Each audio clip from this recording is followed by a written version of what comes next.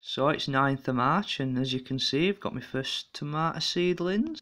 These are Ruby, heirloom variety from Bulgaria. Here we are, from Real Seed Company.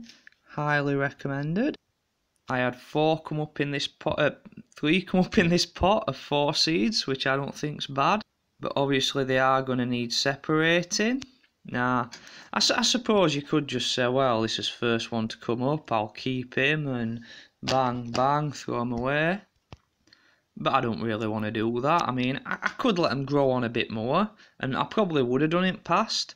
But actually, they do say that younger you transplant seedlings, or prick 'em out as it's called, don't giggle, better, really, you know. So obviously, as they grow bigger, they're going to have more roots. More roots, they have more chance you've got a damaging roots, and yeah, it's not good. So with that in mind, I'll just get this out of the way. I'm going to go in with a spoon. Actually, I think I'll pause the video here. So here you are, as you can see, I've got a nice bit of soil around it, and that's supposed to be a good idea. It's a bit like if any of you have ever kept fish, of course, when you go and buy them from pet shop, they give you a polythene bag, and you put polythene bag into your tank and give them time to, like, I don't know, become acclimatised to the new environment. Well, with this, you know, this seedling, it's grown in this soil, it's used to it, certain moisture content, temperature. I'm going to put it into new soil. Obviously, I'm going to get it water, but yeah, it just kind of like acclimatises it. And there's this thing of shock with plants. You really want to kind of like cut down on shock.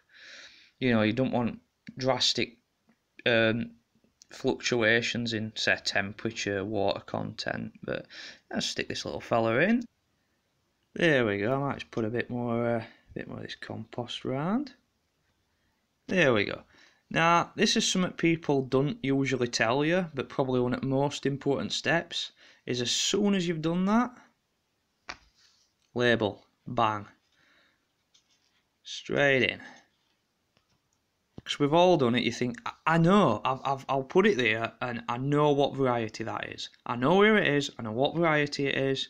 And then 2 weeks later, you know, they're growing along, and you think, now then, which one is it?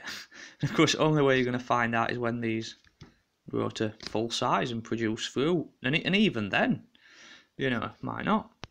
So yeah, get your label in as soon as you've done it. As soon as you've done it. Same with that one. Look, just left it, label back in.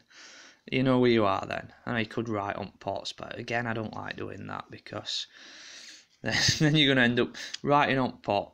Next year I'll grow another variety in this pot and have like 2 labels on. No, just little plastic labels. Here we are. Plastic label, written in marker pen, and yeah, easy. Now these will stay in here for ages now, and you know, I'll have plants about that big, maybe that big, you know, and then they'll get potted up, which is, you know, I'll just take this empty pot. Hopefully there'll be plenty of roots in there by then, so it'll just come out in one, and then just into a bigger pot, and then another couple of weeks, you know, bigger pot still. I mean, I suppose again you could just put them straight into a big pot, but you know, when space is at a premium, yeah, you just pot them up, and it's no real work. So yeah, there we go.